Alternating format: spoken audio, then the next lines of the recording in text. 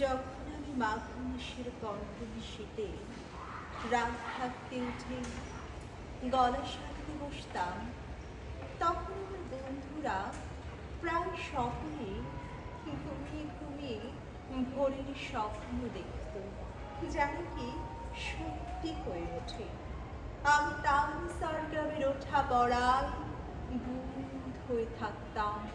তখন স্বপ্ন টপ্ন দেখা হতো না, কেবল দুপুরে টিফিনের সমস্থানের পাশেই বয়ে যাওয়া একলা নদীটির কাছে গিয়ে দাঁড়াতাম আর বলতাম, দেখিস একদিন তোর মতো আমিও যাব নানা দেশ, নানা মানুষ আর নানা অচেনার জগতে।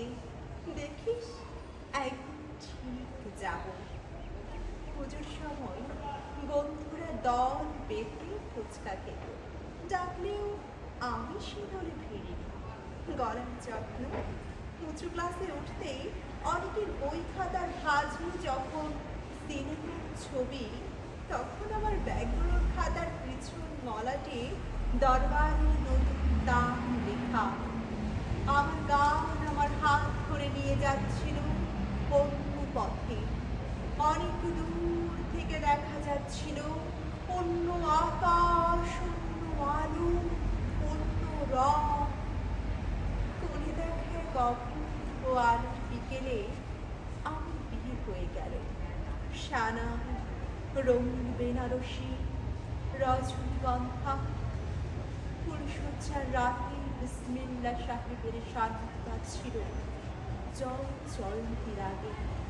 ভারী ইচ্ছে করছিল পাশে শুয়ে থাকা অজানা মানুষটার সঙ্গে বন্ধুত্ব করি, জিজ্ঞাসা করি, জান এটা কি রাগ? লজ্জায় জিজ্ঞাসা করা হয়।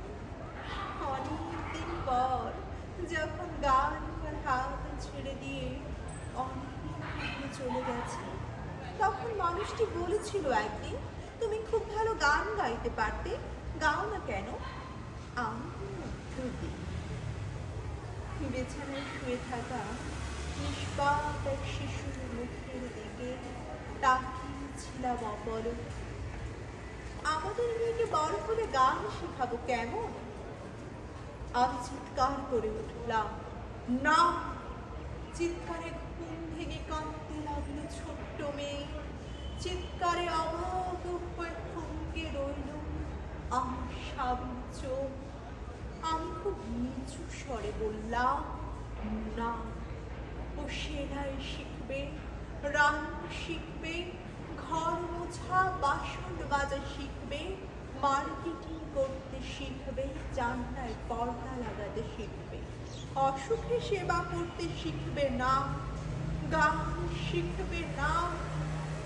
গান তো টেপ রেকর্ডারে পাওয়া যাবে।